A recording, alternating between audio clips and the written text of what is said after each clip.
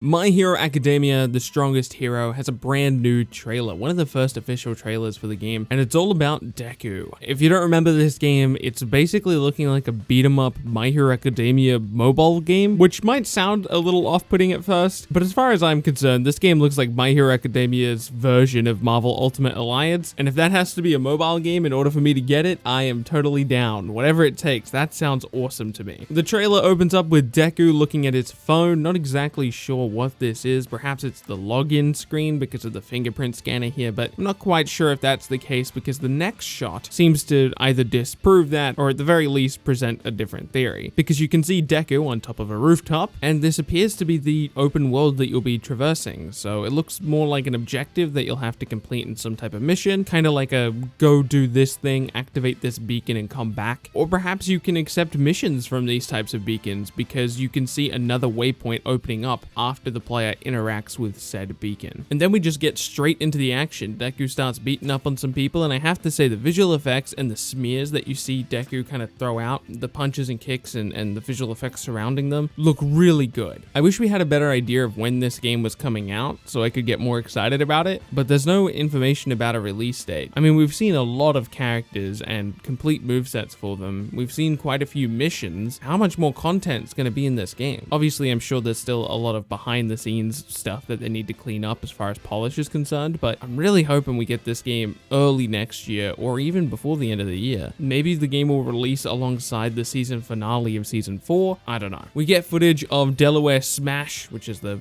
finger flick move. It looks like you can charge up this attack because before the last shot of this particular move, there's a cinematic, and I can't think of a reason for there being a cinematic on some of the times he does it as opposed to other times where there is no cinematic. So the best conclusion I can come to is that you can charge this move up. Also, there's battle damage, which is pretty cool to see. The battle damage only seems to apply when you use LOS Smash as opposed to any other move, so don't expect to see battle damage on other characters. His ultimate attack is, of course, One for All, Delaware Detroit Smash, which doesn't look like the best ultimate move. We've seen other ultimate moves or other plus ultra attacks in the game, and this is by far the worst one, I think. For most ultimate attacks, there's something more cinematic they can do, but unfortunately, Deku's ultimate attack from the source material, or at least this version of Deku, his ultimate attack is just a punch. Also, the type of game this is, you need to be in and out really quickly with the animation. You can't spend a lot of time because it is a fast-paced beat-em-up game, so you can't spend time emphasizing Delaware Detroit Smash. You kind of just have to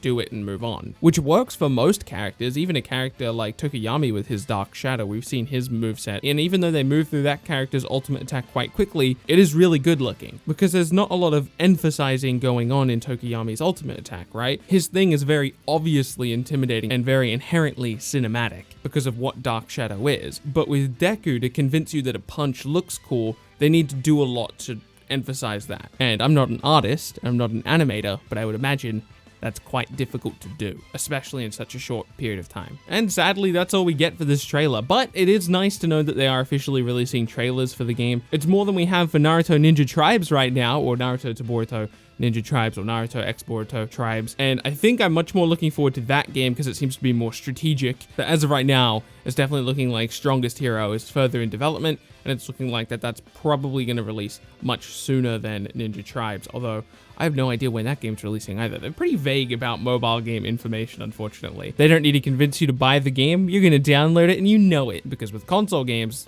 the developers have to convince you to spend $60. With mobile games, all they have to do is convince you to hit download, and whenever you see a My Hero Academia or a Naruto in the App Store, you're going to hit download, aren't you? You're going to at least try it out, and I think that's a good thing. That's it. What do you think of the Deku trailer? There wasn't a lot of information here, and for those who've been paying attention to all the gameplay leaks, you would have already have seen all these moves in action, but it is nice to have like an HD version of the trailer. Thank you so much for watching. My name is Mbilbzy, and I'll see you in the next video.